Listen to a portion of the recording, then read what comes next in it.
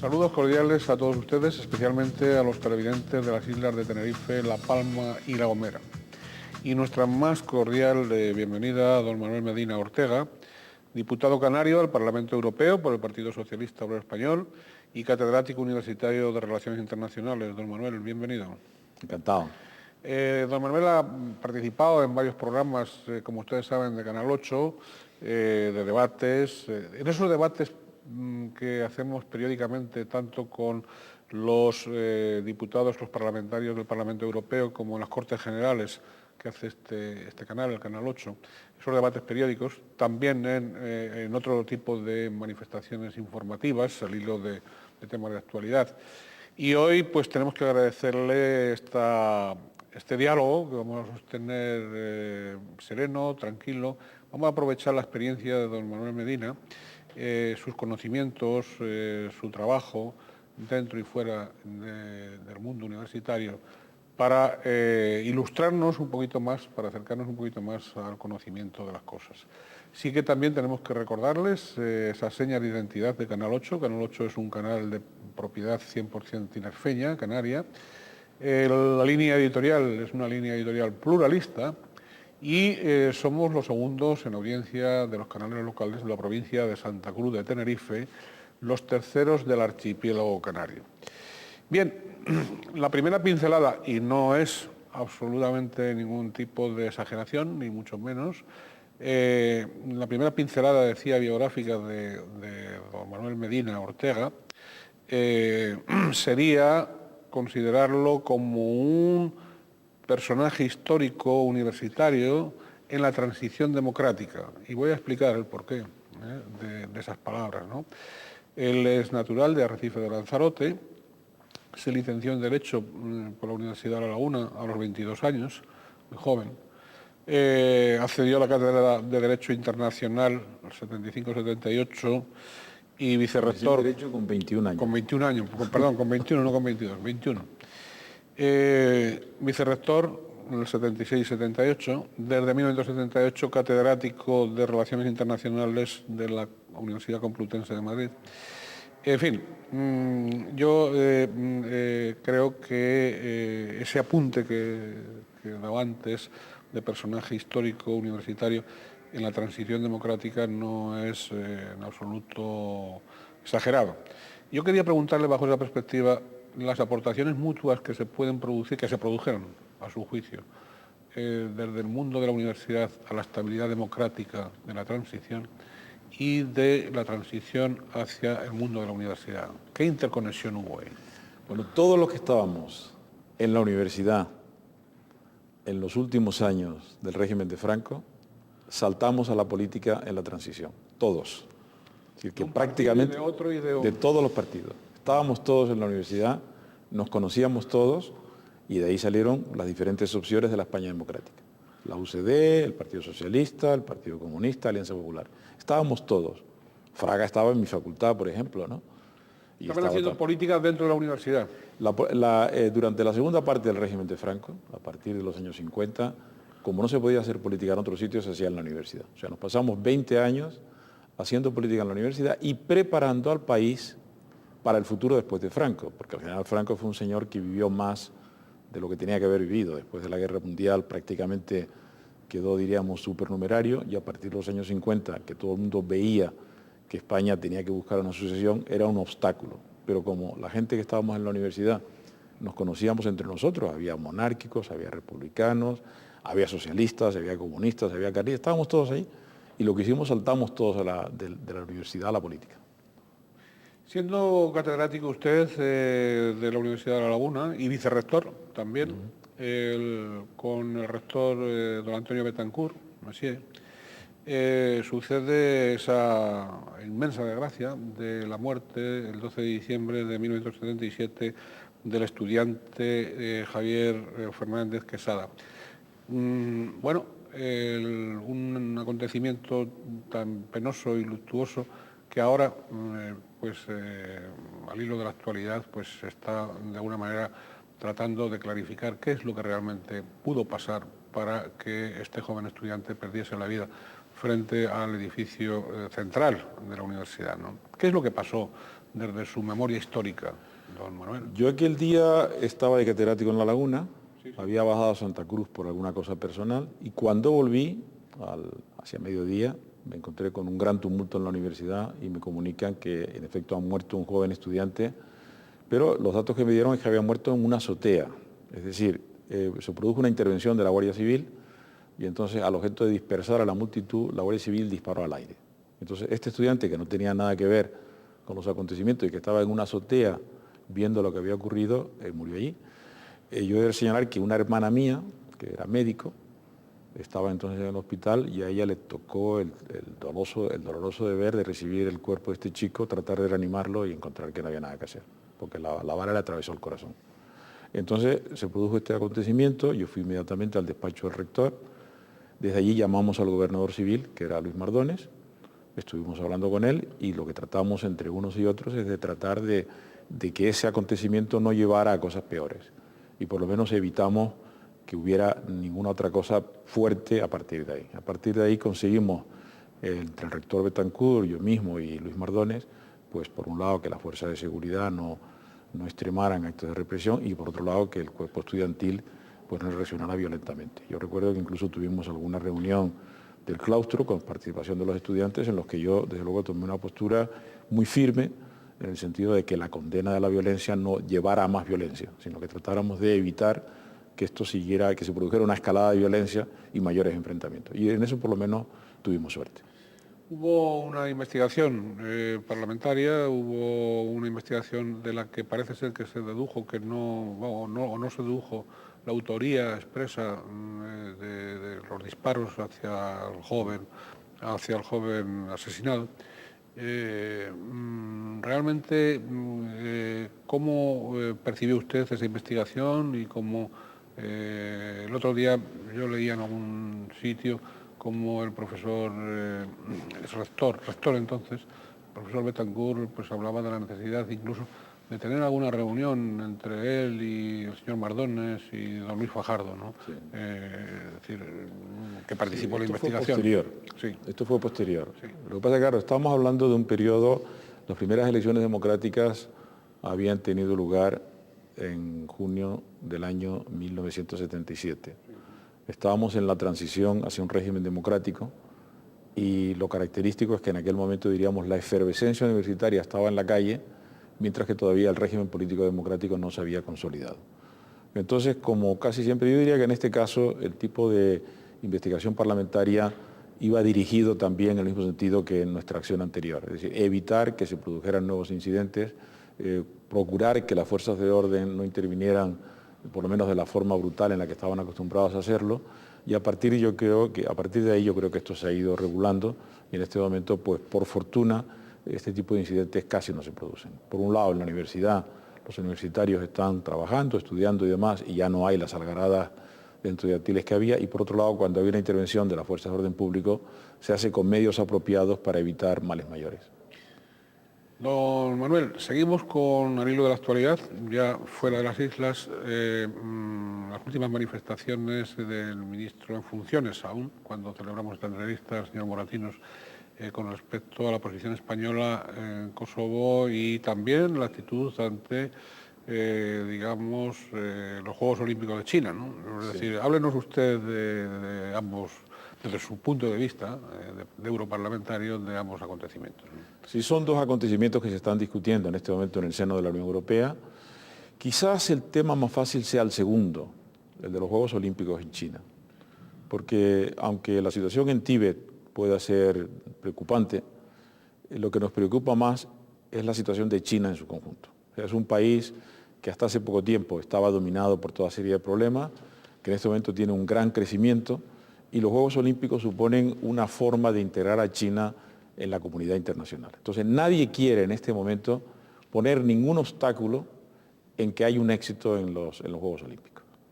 Es decir, yo creo que en este momento en Europa el acuerdo general es que los Juegos Olímpicos hay que celebrarlos, que el boicoteo en este momento no tiene sentido y que a pesar de que la situación del Tíbet sea preocupante, no deberíamos utilizarlo para impedir el desarrollo de China. Yo creo que en este aspecto hay una unanimidad en Europa en este Eso momento. significa, o puede significar, sacrifiquemos el Tíbet y sacrifiquemos, digamos, la democracia en el Tíbet en aras de ese futuro de China. El tema del Tíbet es más complejo de lo que la gente cree, porque el Tíbet en realidad ha sido parte de China siempre, diríamos desde hace por lo menos 1000 años. Lo que pasa es que las estructuras políticas... Sí ha habido una autonomía plena. Sí, pero no es exactamente eso. Es decir, en China, en el Tíbet había una especie de gobierno teocrático de los lamas que coexistía con el gobierno político de Pekín. Es un poco como el emperador y el papa. Ajá. Es decir, el emperador de China tenía el poder temporal y había una especie de gobierno religioso en manos del Dalai Lama.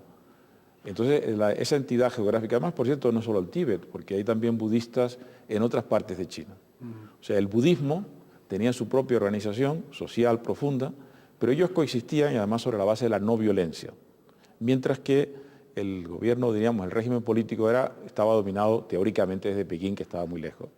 Lo que ha ocurrido en los últimos años es que a consecuencia del desarrollo de China y de las comunicaciones, hay una presencia china mayor en el Tíbet, con la presencia de gente de la etnia Han en Tíbet y una especie de rebelión popular frente a esta etnia Han. En realidad los acontecimientos han sido enfrentamientos entre la población tibetana y, diríamos, los inmigrantes Han. Es un tema de casi entre inmigrantes y inmigrantes. Es un tema que puede ser solucionado, pero que no se puede reducir simplemente a una independencia del Tíbet, porque eso crearía muchos más problemas de los que hay en este momento.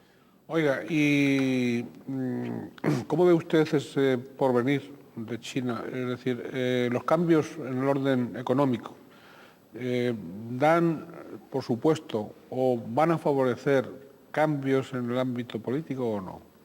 Bueno, yo creo que al hablar de China hay que acordarse también de India. Son dos países gigantes. Yo no sé si se puede hablar de países, porque hablar de China o de India como país es como hablar de Europa como país. La Unión Europea tiene hoy 500 millones de habitantes. China tiene 1.500 millones e India tiene 1.100 millones de personas. Con lo cual estamos hablando de unas entidades políticas muy complejas. Pero en los dos sitios se ha producido un enorme desarrollo económico, con dos sistemas económicos distintos. En China, como tú sabes, en este momento, en la India en este momento, están las fortunas mayores del mundo. Y la mayor pobreza también. Y la mayor pobreza. Pero en este momento India es un gran poder económico e intelectual. Es decir, los principales cerebros en tecnologías de la información están en la India. Muy apoyado por el Reino Unido. Y ya es propio de ellos. Sí, pero bueno, la India ha sido siempre un gran país. En principio fomentado por los británicos. No, al contrario, los británicos hicieron todo lo posible para que no se desarrollara la India. Entonces, esta gente que tiene una gran cultura y una gran inteligencia, y tú has visto lo que han hecho los indios en Canarias, que son muy pocos, pero hay que ver el peso que tienen, pues han encontrado un régimen político que les permite desarrollarse. No han solucionado el tema de la pobreza, pero al ritmo al que van, creo que lo van a poder solucionar. Has visto que un empresario indio acaba de comprarse pues nada menos que las principales empresas de automóviles británicos, la Rolls-Royce y la Jaguar. Y bueno, las principales empresas de aceros es ArcelorMittal. Y eso por un lado, eso con un régimen económico puramente capitalista. Y en China lo curioso es que el régimen comunista ha desarrollado un régimen económico impresionante, con un crecimiento espectacular, con una serie de problemas, ¿no? Entonces los dos son dos grandes gigantes y hay una especie de convergencia. India tiene que resolver los problemas sociales de la pobreza y China tiene que, partiendo de la base de que no se va a volver atrás, de que lo que se ha conseguido en materia de igualdad se va a mantener, tienen que aprovechar las oportunidades que le da el sistema global de comercio internacional. China en este momento tiene las mayores reservas de dólares del mundo, hasta tal punto de que en este momento el principal apoyo del dólar norteamericano lo da la China, porque si debilitaran el dólar se arruinarían ellos también. Es una cosa completamente curiosa.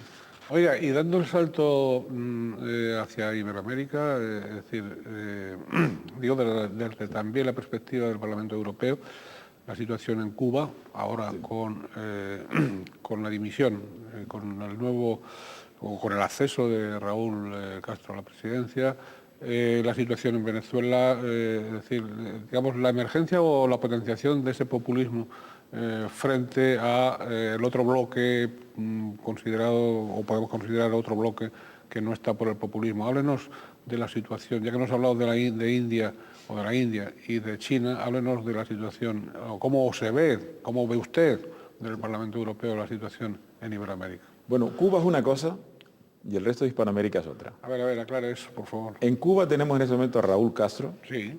que es un viejo comunista. Tú sabes que Fidel no era comunista, Raúl sí lo era. Y en este momento de lo que se habla es de un sistema, diríamos, el modelo chino para la transformación política de Cuba. Y parece que está empezando a hacerse algo en ese sentido. Es un tema aparte. De apertura económica. De apertura económica que permite una mayor libertad política. Bien. Quizás el último dato, que es el que la gente pueda comprar móviles, hay que ver lo que supone el móvil para la libertad de todos nosotros. El resto de Hispanoamérica, la palabra populista es una palabra peyorativa utilizada por la propaganda norteamericana, vamos a ser francos. Ahí no hay populismo, ahí hay movimientos populares. Es decir, ni Chávez, ni Evo Morales, ni el presidente del Ecuador son populistas. Son líderes de movimientos en los que se reivindica el indigenismo y los elementos propios de ese país, frente a unas sociedades dominadas por lo que podríamos llamar la sociedad criolla. Entonces, claro, en países donde... La sociedad criolla que ha sido la sociedad dominante. Claro, los grupos dominantes de esas sociedades. Exacto, son los descendientes de los conquistadores españoles, con una pequeña mezcla quizás étnica, pero son básicamente, es decir, la sociedad canaria es una sociedad criolla. Lo que pasa es que en la sociedad criolla canaria desapareció el elemento indígena. Hoy los indígenas, yo probablemente soy descendiente de guanches en un 50%, pero o por lo menos. Lo que pasa es que nosotros, los guanches como especie desapareció y somos todos criollos. Pero en América Latina no ocurre eso. En América Latina tiene sitios donde, como precisamente esos países como Ecuador, como Perú, como Bolivia, donde la población indígena, diríamos, no integrada en el criollismo es superior. Y entonces, hasta ahora, incluso en México, a pesar de la revolución, los criollos seguían dominando la política. Y ahora este sector emerge. Estamos hablando de millones de personas que se han trasladado las ciudades eran criollas, el campo era indígena. Hoy los indígenas se han trasladado a las ciudades. Entonces, este elemento dinámico criollo accede al poder. Y aparecen líderes que, digo, no son populistas, son populares, que es distinto, e identificados con el indigenismo latinoamericano. Bien, vamos con las relaciones del Parlamento Europeo, precisamente con estos países. Pero antes, sí. Kosovo, parece ser que la postura española es, dentro de la Unión Europea, minoritaria, ha sido minoritaria. Es minoritaria dentro de la Unión Europea, pero mayoritaria en el contexto mundial. Es decir, en este momento a Kosovo solamente le reconocen los Estados Unidos y diríamos los países amigos de Estados Unidos y algunos países europeos. Y no lo reconocen las grandes potencias mundiales, como China, como Rusia, y la mayor parte de los países del tercer mundo. Porque en Kosovo hay una situación muy especial. En efecto, hay una comunidad albano-kosovar, que tiene la mayoría de la población, hay una minoría serbia, pero el Estado kosovar, el supuesto Estado kosovar, le faltan 3 o 4 elementos. En primer lugar, desde el punto de vista constitucional, la Federación Yugoslava estaba integrada por estados que podían declararse independientes, constitucionalmente. Esto pasó con Eslovenia, Croacia, Macedonia, Bosnia-Herzegovina, e incluso Montenegro. Pero Kosovo no era un estado, sino que era una provincia del Estado de Serbia. Entonces, desde el punto de vista de la Constitución yugoslava, supone una ruptura de la Constitución yugoslava y además la ruptura de un principio que se había establecido en Europa de no cambiar las fronteras. Ahora se cambiarían las fronteras. Ese es el punto número 1. El punto número 2 es que no es un Estado que tenga una entidad política propia, porque en este momento Kosovo está ocupado militarmente por la OTAN. Con lo cual no hay un Estado kosovar. La gente cobra del exterior. Es decir, los dirigentes kosovares son, diríamos, nuestros empleados. Entonces, estos empleados ahora declaran la independencia con el apoyo de la OTAN, lo cual crea una situación de crisis muy fuerte y, sobre todo, muy preocupante para Rusia, que Rusia ve que la OTAN se aproxima a su frontera y toma decisiones en zonas muy próximas a su frontera. Y luego a Serbia, que tiene una minoría serbia importante en Kosovo, expuesta a represalias por parte de las otras fuerzas. Entonces, lo único en lo que estamos de acuerdo en Europa es que hay una presencia europea ahí. Una presencia europea para evitar que siga habiendo casos de exterminio de las minorías. Si la función de nuestras fuerzas allí es evitar que la minoría serbia sea ahora exterminada por la mayoría albanesa. Y en eso estamos. Muy bien, don Manuel. Veamos, háblenos un poco de cómo aprecia, cómo valora usted los resultados de las elecciones. Primero, ¿qué opinan de nosotros? ¿Qué opinan de España en Estrasburgo y en Bruselas, quiero decir, desde el punto de vista del Parlamento Europeo, con la incorporación de los diputados de los últimos 12 países, ¿no? ¿Cuál es la percepción que existe sobre España? Mira, yo en realidad he dedicado toda mi vida a Europa, porque antes de ser diputado yo era profesor universitario y mis trabajos... Claro, primero de Derecho Internacional, de catedrático, y después de Relaciones Internacionales, ¿no? Mi bibliografía es fundamentalmente de Derecho de la Unión Europea y problemas de la Unión Europea. Bien. Entonces, cuando nosotros íbamos a Europa, íbamos un poco como mendicantes, ¿sabes? A ver si nos hacían caso. Complejo. Con mucho complejo. De inferioridad. Y nos veían, desde luego, nos miraban por encima del hombro. Claro.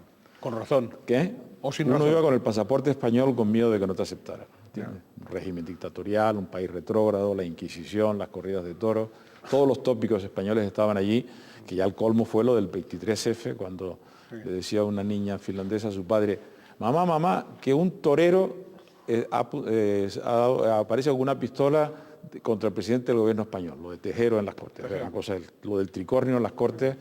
Eso fue el 23 de febrero del año 81, hace 27 años ahora, ¿no? Bueno, cuando nosotros entramos, lo que pasa es que no dejamos de dar sorpresas. En primer lugar, quisiéramos una transición relativamente pacífica. Y segundo... ¿Cuál desconcertó? ¿Qué? Desconcertó completamente. La gente pensaba que nosotros íbamos a volver a la guerra civil.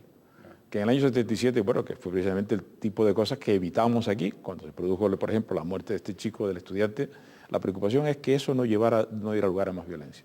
La forma en la que se solucionó el tema del 23F. Y luego, a partir del año 82, la gran consistencia del electorado español. El electorado español quiere gobiernos estables. Fíjate tú que votaron durante 4 legislaturas al mismo partido, al Partido Socialista. Durante 2 legislaturas al Partido Conservador, que yo creo que pudo haber ganado las elecciones del año 2004 si no hubiera sido por la guerra de Irak, y a partir del 2004, otra vez socialista. Y el gobierno, es decir, el electorado está dispuesto a votar a un gobierno que le dé estabilidad y que garantice prosperidad. Lo de la guerra civil y aquellos enfrentamientos y todo eso está pasado. Eso ya forma parte de lo que se llama la memoria histórica, que ya a la gente no le afecta para nada. Entonces, lo irreal de esta última legislatura... Entonces, los europeos están sorprendidos de que los españoles seamos tan razonables. Tenemos uno de los gobiernos más estables de Europa, de toda Europa. Es una cosa absolutamente increíble. No, explique eso, porque es una afirmación muy categórica. Pues sí, en este momento, fíjate, hay 5 gobiernos importantes, 5 países importantes, que son el Reino Unido, Francia, Alemania, Italia y España. Estos son los 5 países, diríamos, dirigentes de la actual Unión Europea. En Alemania tienes un gobierno de coalición, presidido por la señora Merkel, pero en franco retroceso electoral. En cada elección la señora Merkel se debilita cada vez más, la coalición se puede romper en cualquier momento y en este momento Alemania está bastante paralizada. En Italia acaba de dimitir el gobierno, hay unas nuevas elecciones, con un enfrentamiento muy fuerte entre derecha e izquierda, sin saber lo que va a pasar. Pendientes del sistema electoral, sobre todo. ¿Qué? Pendientes del sistema electoral. Sí, pero bueno, que en definitiva es una crisis muy profunda. Sí. Como dato es que España por primera vez ha pasado en renta per cápita a Italia. Sí, España ha pasado a ser, ellos nos ganan el Producto Interior Bruto, porque Italia tiene más población, pero en renta per cápita los españoles somos ya más ricos que los italianos, lo cual es una cosa sorprendente, ¿no? Pero ya se ha producido. En Inglaterra tienes un gobierno, el de Gordon Brown. Yo creo que es un buen gobierno, es un buen estadista, pero según los sondeos no resiste las próximas elecciones, con lo cual el gobierno inglés está también en el alero. Y en Francia tienes un gobierno con un presidente como muy divertido, que es el señor Sarkozy, que bueno, está sorprendiendo a la gente por lo contrario de España. Después de ganar de una manera brillante las presidenciales, se hunden las municipales, porque la gente considera, y además nadie sabe hacia dónde va Sarkozy. Entonces, el único gobierno estable de los 5 grandes es el gobierno de España, con Rodríguez Zapatero, que ha ganado unas elecciones generales con una mayoría cómoda, diríamos, que nuevamente va a gobernar durante los próximos 4 años y que en el primer semestre del año 2010 va a tener la presidencia del Consejo de la Unión Europea. Antes de llegar a la presidencia de la Unión Europea del Consejo, y al hilo de los resultados de las elecciones del 9 de marzo pasado, ha habido retroceso, en el electorado, en las urnas de los partidos nacionalistas tradicionales, frente a las dos fuerzas, digamos, mayoritarias, tanto el Partido Socialista como el Partido Popular. ¿A qué ha obedecido, a su juicio, ese retroceso, esa marcha atrás en algunos casos, de algunos partidos nacionalistas? Otros se han mantenido, más o menos, como es el caso de los catalanes y un poco los vascos. Bueno, los vascos no, que ha habido retroceso. Es decir, pero ¿a qué se debe, según su opinión, ese retroceso nacionalista? Y eso lo quería yo un poco que nos lo relacionara, nos lo hilvanara, con el futuro institucional que se presenta ya desde el punto de vista del derecho constitucional de la forma de Estado español, ¿no? O sea, háblenos de las dos cuestiones. Yo creo que tenemos que volver atrás a la transición. A ver. Cuando la transición, había quienes apostaban por una nueva guerra civil. Bien. ¿Te acuerdas? Aquí se divide otra vez España, la España roja, la España azul, y tenemos otra guerra civil y al final pues se impondrá uno de los bandos eliminando al otro bando. Ese suceso conseguimos evitarlo. El otro escenario era la desintegración de España. Es decir, lo que se planteaba en el año 76-77 era que Cataluña fuera un Estado independiente, el País Vasco fuera un Estado independiente, la Galicia fuera un Estado independiente, etc. La desintegración de España. Y entonces, si te das cuenta, desde el año 77, en cada elección, esta opción nacionalista ha ido perdiendo posibilidades.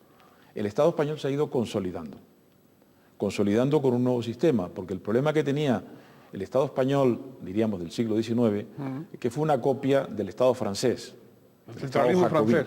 ¿Qué? El centralismo del Estado centralista francés. Del Estado jacobino francés, con la idea de la nación, el pueblo en armas y todo esto. Entonces, esa copia en España nunca cuajó. Nunca cuajó porque empezó con las guerras carlistas. Las guerras carlistas fueron la primera manifestación de que el intento de establecer un Estado liberal jacobino francés no encajaba en España. Bueno, era solo las guerras carlistas, no era solo el País Vasco, era incluso la región de la que tú eres, que era el Maestrazgo, ¿no? Que en el momento fue el punto fuerte. O sea, que había frente al Estado liberal centralizador, había unas resistencias. Y esto llegó hasta la Guerra Civil. En la Guerra Civil, tú sabes, se produjo una alianza entre la izquierda y los nacionalismos, ¿entiendes?, que fueron derrotados.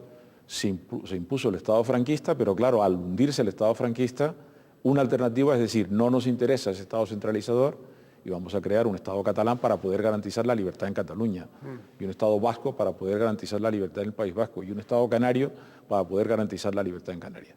El sistema de las autonomías, que es un sistema muy complicado, pues al final está funcionando.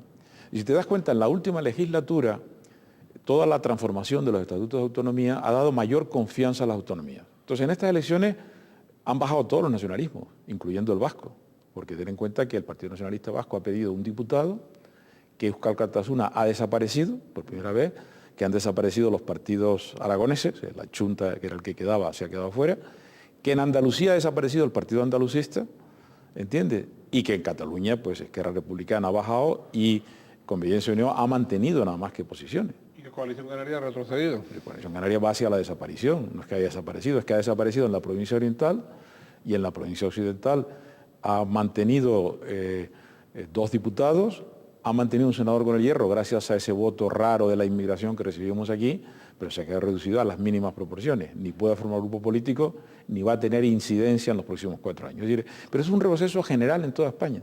Es decir, el éxito del Estado autonómico es que en este momento nadie duda en ninguna parte de España de que su autonomía le va a dar libertad y que esto es compatible con un Estado español nuevo, autonómico, una especie de Estado federal. Y eso está funcionando. ¿Pero Estado federal o seguimos con esto de Estado de las autonomías, que en el fondo es un Estado federal, ¿no? Bueno, es lo mismo. Fíjate que Suiza no es una confederación. Claro. El nombre suizo es, bueno, en francés se dice Confederación Helvética, pero en alemán, que es el verdadero nombre suizo, es Eidgenossenschaft, que quiere decir comunidad juramentada. Es decir, los cantones se juramentan para trabajar en común. Y confederación, o sea que en definitiva el que se llame Estado de las Autonomías no tiene ninguna importancia. Claro. Lo que pasa es que hay, por ejemplo, que te digo, el Estado más federal de todos es el suizo por un lado y el norteamericano, porque en Norteamérica hay autonomía de los municipios, pero sin romper lo que es el conjunto de la nación norteamericana. ¿Para usted ha sido una sorpresa el triunfo en las elecciones últimas generales de Rodríguez Zapatero o no? Bueno, los sondeos daban que sí. los sondeos lo daban, había una pequeña diferencia. Casi un empate técnico, ¿no? No, pero estaban los últimos, los sondeos eran durante toda la legislatura una diferencia de 2 puntos a favor del PSOE. Sí.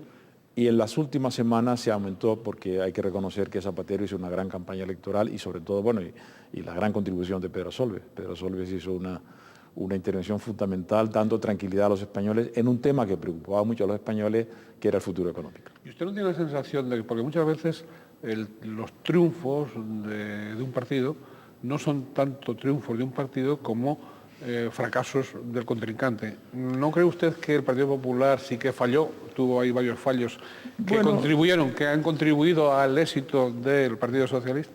Mira, esto se parece a un partido de fútbol, que al final es muy fácil de explicar lo que ha ocurrido sobre la base de si hubo goles o no hubo goles, ¿no? Hombre, el Partido Popular se apuntó tantos, por ejemplo, la subida en Madrid y en Valencia, que son subidas importantes. ¿Y en Andalucía también? ¿Y en Andalucía? En Andalucía, pero bueno, era un poco el desgaste del gobierno de Andalucía, pero en efecto, en Andalucía también subió. O sea, el Partido Popular, con una línea, diríamos, muy dura, pues tuvo éxito, pero cometió errores, como todo el mundo, y cometió errores sobre todo en Cataluña y en el País Vasco. O sea, esta línea tan dura, tan antiautonomista, fue castigada por una serie de, incluyendo Canarias también, es decir, la postura tan centralista. Le dio votos en las regiones centralistas, podríamos decir, pero les quitó votos en las regiones federalizantes o descentralizadoras. Y claro, España es la suma del conjunto de comunidades autónomas.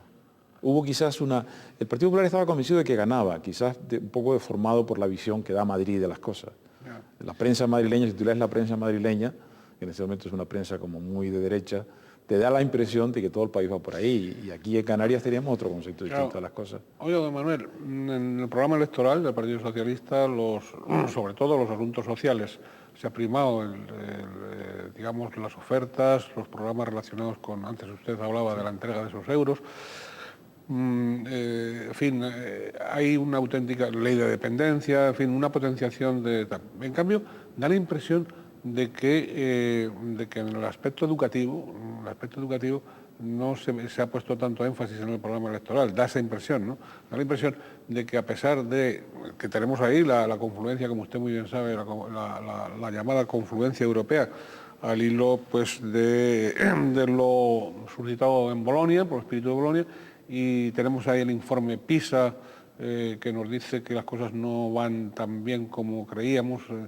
¿A qué cree usted que se debe esta discordancia o esta disfunción en el sistema educativo español, ¿no? Es decir, ¿por qué falla? ¿Por qué tanto fracaso escolar en España? ¿Por qué? Es decir, ¿ha tenido en esto que ver, pregunto, la proliferación de universidades así por las buenas, de centros superiores, o los centros superiores que se han creado han sido debidamente,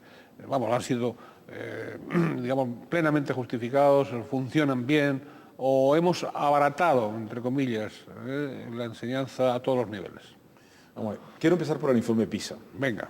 El informe PISA, bueno, yo quiero en primer lugar lamentar que el gobierno canario haya optado por no participar en el informe PISA, porque en este momento no sabemos cuál es la situación de Canarias. Y no hay cosa peor. Sobre Canarias, ¿no? Será malo saber que tienes cáncer, pero es peor no saber si lo tienes. Claro, yo creo que es preferible, y habría sido muy bueno que el gobierno canario hubiera participado en el informe PISA. Decidieron no hacerlo porque decían que costaba dinero, pero yo creo que nos va a costar más dinero no saberlo. Eso es número uno. Es como la señora que puede tener un cáncer de mama y opta por no ir para no saberlo. Eso fue un gran error. En segundo lugar, el resultado del informe PISA no es tan negativo como pudiera parecer, porque estamos en el número 40 de 200 y pico estados, pero estamos en el mismo nivel que Estados Unidos, que Inglaterra, Francia, que los grandes estados. Y solamente destacan algunos pequeños estados, como Finlandia, que tienen la peculiaridad de ser estados con poca población, con grandes recursos económicos y con una gran dedicación a esto. Claro, el modelo hoy es Finlandia, pero no somos finlandeses, porque el finlandés, pues... La relación profesor-grupo de alumnos y profesor es mínima, es decir... Yo creo que empieza por el sistema de vida finlandés. Claro. Yo no sé si tú has vivido en Finlandia, pero en Finlandia o trabajas o te emborrachas. Claro. Aquí en Canarias tenemos otras cosas que hacer. Claro. Es decir, el finlandés trabaja, se educa, todo esto de Nokia, de todo el desarrollo tecnológico y tal. O países como la India, que tienen un magnífico sistema educativo en algunos aspectos y en otros no. Entonces España está en la línea de los grandes países desarrollados de Europa y Norteamérica, como Estados Unidos, como Inglaterra. No hay tanta diferencia. Ha habido una absoluta en los medios de comunicación se ha tergiversado completamente el informe PISA. Dicho esto, eso no impide que nosotros tratemos de estar como Finlandia. Es un gran esfuerzo que hay que hacer. Con un problema, y es que en este momento la mayor parte de las competencias en materia de educación están en las comunidades autónomas. Con lo cual, dentro de España, tienes magníficos sistemas educativos, por ejemplo, La Rioja tiene un magnífico sistema educativo, y muy malos sistemas educativos, como ocurre en Canarias. En Canarias estamos bastante mal. Eso quiere decir que en cada comunidad autónoma habrá que hacer un gran esfuerzo. Yo diría que yo animaría al gobierno de Canarias a decir, vamos a ver si ganamos la Liga de la Educación. La Liga del Fútbol es importante, pero para mí es mucho más importante la Liga de la Educación. Y luego hay otro aspecto, que es el aspecto de la investigación. Entonces, el aspecto de la investigación, ahí tienes muchas más competencias del gobierno del Estado, a pesar de que hay también competencias nacionales y además competencias de la Unión Europea. En este momento, el programa del Partido Socialista, te das cuenta, en donde insiste más en el tema de la investigación y el desarrollo tecnológico. Va a haber grandes cantidades para esta finalidad. Los va a haber también en la Unión Europea, o los hay ya en la Unión Europea, y yo ahí echo de menos en Canarias una correspondencia. Estamos todavía pensando en construir carreteras cuando lo que hay que hacer es construir cerebros. Bueno, lo ha dicho el presidente del gobierno, es decir, menos cemento y más talento. Es una cosa que tú sabes que cada vez que tú me entrevistabas, yo decía lo mismo. Sí, sí. Que hace falta menos cemento y más, yo no he utilizado la palabra talento, pero más cerebro, más investigación.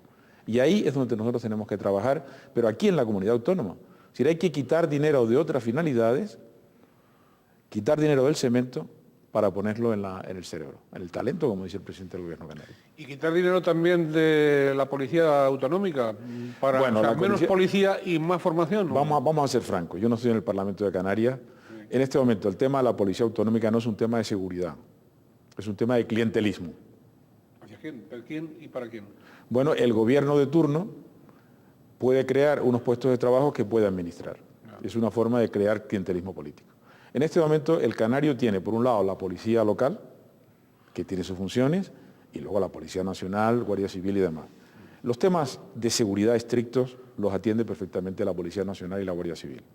Y de lo que se trata es de contar con más efectivos, y precisamente en los últimos 4 años, don José Segura, como delegado del gobierno, ha hecho un esfuerzo enorme, y en este momento Canarias es una de las regiones más seguras de España y del mundo. Del mundo. Yo estoy continuamente viajando, y la gente que viene aquí ahora, no encuentro a nadie que en este momento se me queje de falta de seguridad en Canarias. Hombre, puedes tener algún asesinato de vez en cuando, sí, pero eso es normal. Y sobre todo en casa, que es cuando uno se... Pero por mucha Guardia Civil que tengas, tú no puedes evitar el delito. Claro. Pero en este momento, Canarias tiene mucha seguridad. Oiga, profesor Medina, y Canarias, sobre todo, digo, por lo que le toca del Parlamento Europeo, lo que le toca de la Unión Europea, de la Comisión Europea, el asunto de la inmigración irregular, sobre todo las pateras, ¿no ha habido un retraso? ¿No existe una especie de miopía? ¿O qué es lo que está pasando en la Unión Europea con respecto a Canarias, frontera, y con respecto a... se está dando por parte de la Unión Europea, de las instituciones europeas, todo y por supuesto por parte del Estado español, todo por parte de España, todo la ayuda, el apoyo que se necesita, si no para evitar, sí por lo menos para neutralizar o para minorar o para rebajar el número de muertos? Bueno, tú me haces una pregunta que tiene diferentes contestaciones. Bueno. Si tú empiezas por los muertos, te diré que quizás no sea el punto de hacerlo, sino en primer lugar es el tema de la inmigración. Bien. El hombre se caracteriza porque es un ser moviente. Por supuesto. En la propia naturaleza humana está el cambiar de sitio.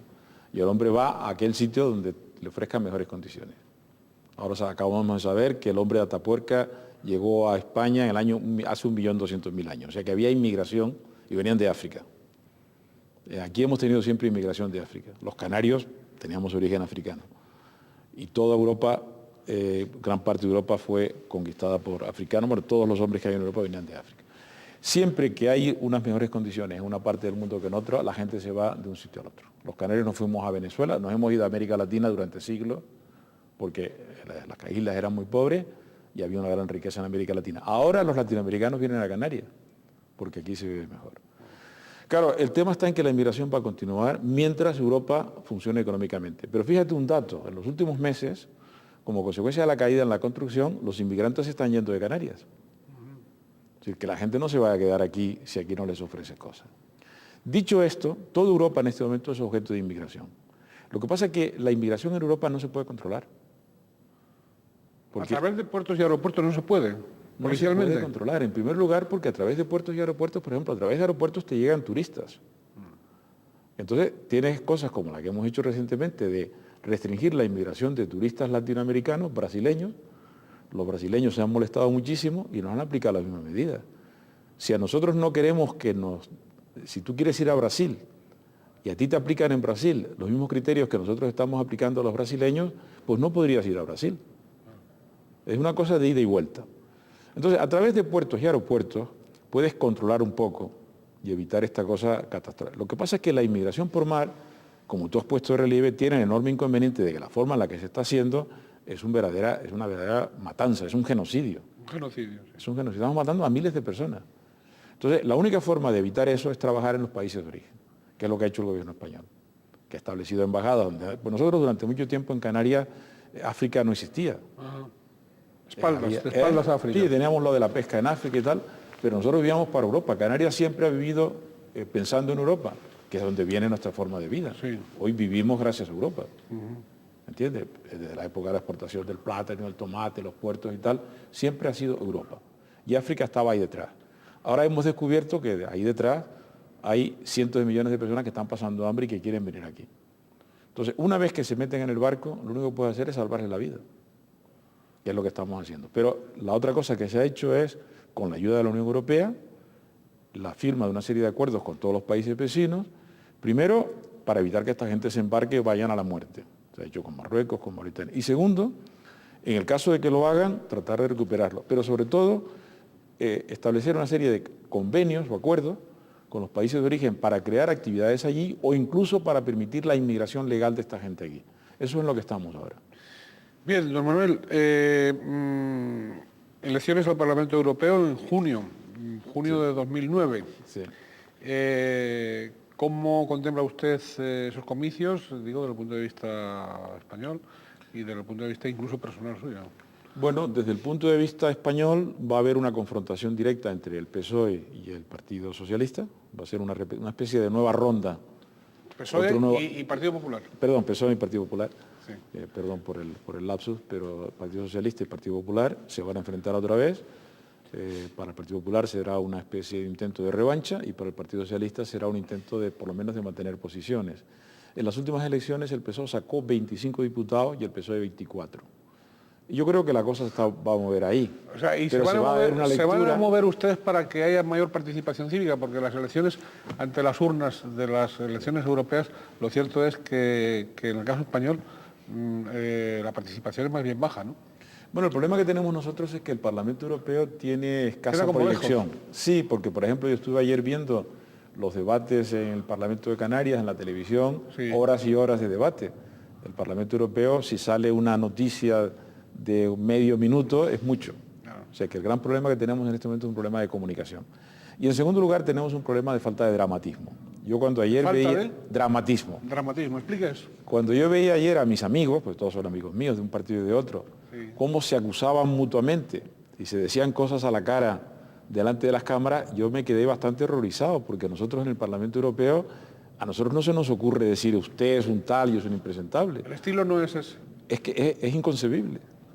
O sea, yo no, quizás porque ahí tenemos una especie de gobierno de coalición. Es decir, yo a mis colegas del Partido Popular o tal, les digo, bueno, pues no estoy de acuerdo con usted, creo que se puede hacer de otra forma. Pero a mí no se me ocurriría nunca hablar con mi colega del partido y decir, usted es un impresentable, usted es un mentiroso. Estas cosas no se usan en el Parlamento Europeo.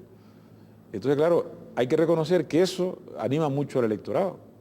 A pesar de que todo el mundo se queja de la crispación... Pero anima en plan de chanchullo, en plan de poca formación, anima en plan de barra de bar. Pero si yo saliera mañana poniendo a parir a mi contrincante del Partido Popular, eso a la gente se acordaría de mí. Es una de las razones por las cuales en la prensa local, si te das cuenta, el político que quiere ser reelegido insulta a alguien, con la esperanza de que lo insulten otra vez a él. Y así está durante unos cuantos días saliendo en los periódicos. Yo esto no lo puedo hacer. Claro. No lo puedo hacer porque no tengo ninguna razón para insultar a ningún otro político. Y si lo hiciera, estaría traicionándome a mí mismo y engañando al electorado. Evidente. Es un engaño lo del insulto, sea en política, sea en periodismo, sea en cualquier actividad humana. ¿Qué objeto tiene insultar? ¿Qué objeto tiene denigrar? Al contrario. Háblenos en plan positivo o negativo, con críticas, con datos, con tal, pero no decir, es que claro, se está perdiendo, ¿usted no cree que se está perdiendo de alguna manera? Digo, esa perspectiva de formación, de formar por parte de los medios, esa contribución a formar a la ciudadanía. No todo para todos, no. Los políticos utilizan esto en su propio beneficio. Sí. Te voy a dar el ejemplo de Berlusconi. Sí. Berlusconi ha sido el único político que conseguía que el Parlamento Europeo estuviera lleno. ¿Estuviera lleno? Porque insultaba a la gente. Ajá. El famoso incidente de Berlusconi con el presidente del Grupo Socialista, con Martin Schulz, diciéndole aquello de que usted me recuerda al capó de un campo de concentración nazi y tal durante la Segunda Guerra Mundial. Cada vez que venía Berlusconi, todo el mundo salía a ocupar sus escaños, a ver lo que decía Berlusconi. Berlusconi es un gran mediático. Y en el uso mediático pues dice cosas como esta que le dijo una chica recientemente que lo que tenía ella que hacer era casarse con su hijo que era millonario. Y eso le encanta a Berlusconi. Pero para eso hay que ser un artista de los medios de comunicación y la mayor parte de la gente no acierta. Cuando uno quiere decir un chiste, sobre todo en la televisión, la mayor parte de las veces acaban metiendo la pata. Y en el ámbito europeo y supranacional es dificilísimo. Hay que ser un verdadero artista para poder decir algo que sea gracioso, que la gente se ría y que no sea un insulto para los demás. Y yo desde luego no tengo esa capacidad. Por tanto, no tengo esa capacidad de entusiasmar que tiene Berlusconi, por ejemplo. Bien, pero entusiasmar es una cosa, volvemos a... Y de alguna manera responsabilizarse con la gestión que se está realizando, de representatividad, de compromiso con la ciudadanía, que es lo que importa. Mira, el referéndum sobre la Unión Europea. Yo estaba en contra del referéndum, personalmente, porque digo, como estamos de acuerdo en que hay que votar que sí, ¿para qué le vamos a preguntar a la gente? Claro. Y es lo que me decía la gente en la calle. Claro. Entonces, bueno, se consiguió una participación del 40 y pico %, pero la gente me decía en la calle, ¿para qué nos han convocado ustedes a votar una cosa en la que estamos todos de acuerdo? Claro. Claro. Y el problema que tienes en la Unión Europea es que las diferencias entre unos y otros son muy pequeñas. Concretamente con respecto a los temas canarios, prácticamente no hay diferencia. No hay diferencia. Estamos todos de acuerdo, el plátano, el tomate, el régimen económico fiscal, las especialidades canarias, las ayudas. Entonces, claro, yo no puedo llegar aquí e inventarme una discusión con mi contrincante de otro partido para decirle, es que ustedes, yo no sé qué, no sé cuánto. Eso es falso. Y la gente lo descubre. Yo estaba viendo el debate, por ejemplo, las discusiones que hubo sobre política exterior ahora y tal, son discusiones falsas. El Tratado de Lisboa garantiza suficientemente todos los derechos ultraperiféricos de Canarias, ¿no? Sí, eso está perfectamente garantizado. O sea, en este momento, uno de los problemas que tenemos en Canarias, los parlamentarios europeos, es que ya los grandes temas se discutieron y se aprobaron.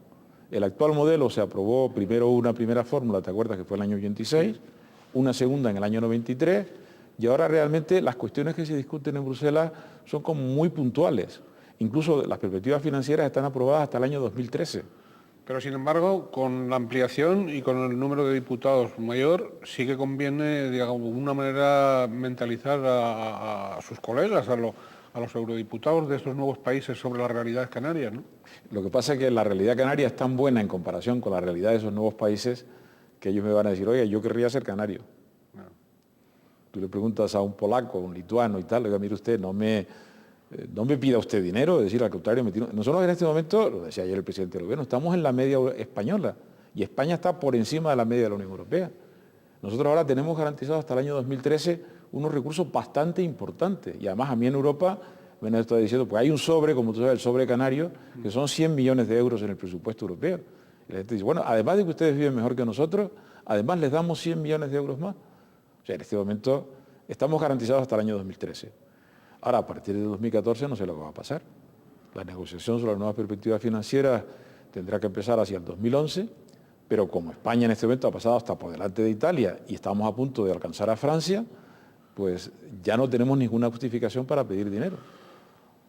Creo que en este momento en España, curiosamente, económicamente estamos tan bien que no tiene sentido pedir más. Ya lo que tenemos es aprovecharlo, eso es todo.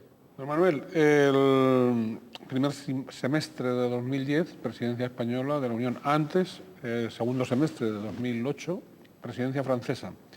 Díganos cómo prevé usted que tanto el aprovechamiento de la presidencia francesa como la presidencia española, repito, en el primer semestre de 2010, van también de alguna manera a consolidar la postura canaria. Vamos a ver, la presidencia francesa es buena para Canarias, sí, porque nosotros tenemos en común con los franceses el tema de las regiones ultraperiféricas. Por tanto, yo creo que esto es un buen momento para que nosotros defendamos los intereses de Canarias de acuerdo al gobierno español con el gobierno francés y el gobierno portugués. Incluso empezamos a hablar de algunos pequeños territorios de otros países, como territorios polares y demás, o Grecia con territorios... O sea que estamos poco a poco unificando. Yo creo que ahí es bueno para nosotros en la presidencia francesa. Lo que pasa es que la presidencia francesa, en cuanto a la estrategia general de la Unión Europea, llega en un mal momento.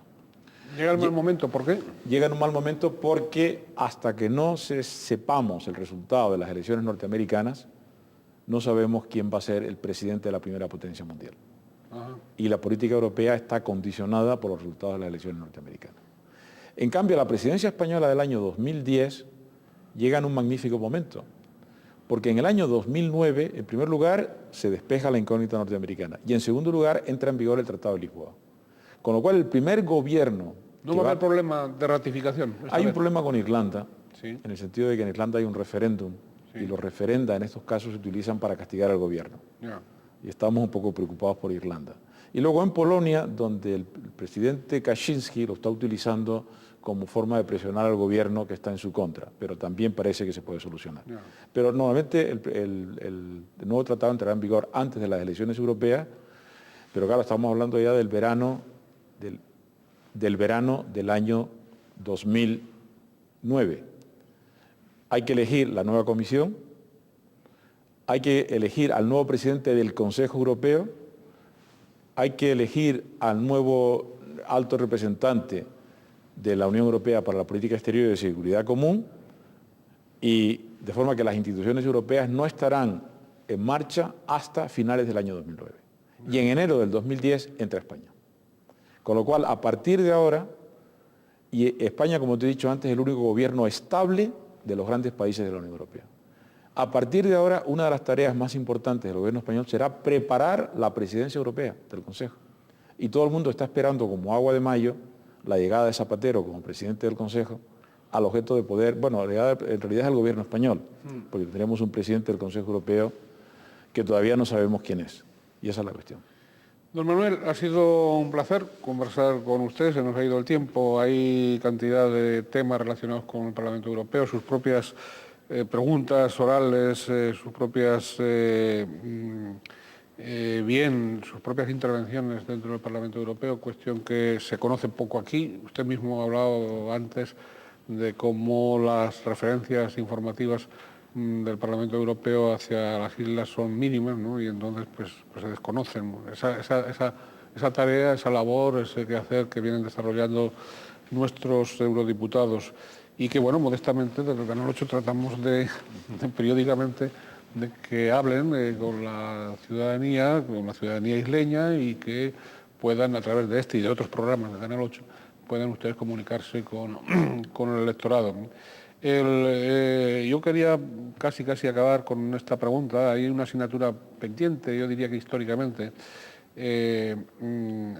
También se la planteo al otro eurodiputado del Partido Popular, a don Fernando Fernández, expresidente del Gobierno de Canarias, cuando se la planteó usted, y es esa asignatura pendiente que tiene relación con cómo va la coordinación entre el Gobierno de Canarias y los eurodiputados del archipiélago. El Gobierno de Canarias, el Gobierno de don Paulino Rivero, cuenta con don Manuel Medina, lo llama a don Manuel Medina, le pregunta a don Manuel Medina, o recaba de don Manuel Medina y de sus posibles influencias dentro del Grupo Socialista Europeo, su participación para algunos temas relacionados con Canarias, o no hay comunicación. En cuanto fue elegido por el Parlamento de Canarias, don Paulino Rivero, como presidente del gobierno, yo solicité una entrevista con él. Lo que pasa es que esto fue en el verano, como tú recordarás, se produjeron los incendios, sí, y ya con motivo de los incendios, pues, y luego después del verano, don Paulino y yo tuvimos una entrevista en Bruselas, en las que, como siempre, yo ofrecí mis servicios al gobierno de Canarias, Y bueno, mis relaciones con el Gobierno de Canarias son normales. Cuando hay algo me suelen llamar de la oficina del Parlamento de Canarias o de los órganos responsables. Lo que pasa es que en este momento los temas canarios han quedado un poco paralizados como consecuencia del proceso electoral, de las discusiones entre Madrid y Canarias. Yo espero que ahora, después de las elecciones, el Gobierno canario vuelva otra vez a ponerse las pilas en materia europea y, como siempre, el Gobierno canario, cualquiera el color, sabe que cuentan con el diputado Manuel Medina por lo menos hasta junio del año que viene. Muy bien, pues muchísimas gracias, don Manuel. ¿Algo más? ¿Quiere usted agregar algo? Bueno, yo lo que espero es que esto sirva para que la gente sepa que en efecto en junio del año que viene hay elecciones al Parlamento Europeo y me gustaría que esas elecciones tuvieran perfil, que la gente no piense que es una repetición de las elecciones generales, sino que son temas distintos y cualquiera que sea el candidato del Partido Socialista en ¿Usted junio... lo será? ¿Usted lo seguirá siendo? No lo sé porque es el Partido Socialista el que decide quién es el candidato. Pero bueno, entonces... usted sí que está dispuesto. Yo estoy en este momento trabajando y estoy hasta julio y el Partido Socialista decidirá a quién quiere presentar como candidato. Cualquiera que sea el candidato, yo apoyaré al candidato a la lista socialista y yo espero que nosotros tengamos un buen resultado, pero no me gustaría que fuera una simple, diríamos, segunda parte de las elecciones generales, sino el comienzo de una nueva etapa en la que los dos partidos contemplen los temas europeos como algo de interés nacional y por encima de cualquier pequeña diferencia de carácter local. Muy bien, pues que así sea. Y de luego, antes de esas fechas, seguramente volveremos a contar con usted, volveremos a contar también con don Fernando Fernández. Muchas gracias, don Manuel Medina, muchas gracias a todos ustedes y desearles, como siempre, que sean felices en la medida de lo posible.